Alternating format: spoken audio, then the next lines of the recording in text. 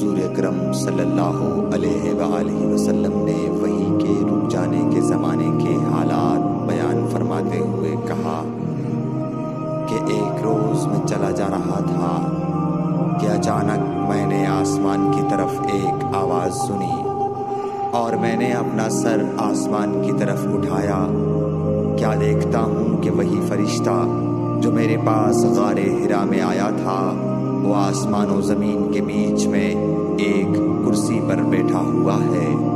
میں اس سے ڈر گیا اور گھر آنے پر میں نے پھر کمبل اوڑھنے کی خواہش ظاہر کی۔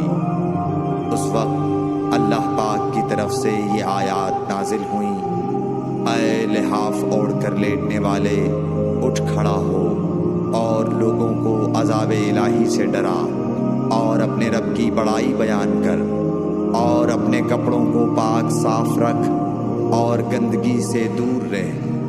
اس کے بعد وہی تیزی کے ساتھ پے در پے آنے لگی۔ صحیح بخاری حدیث نمبر 4۔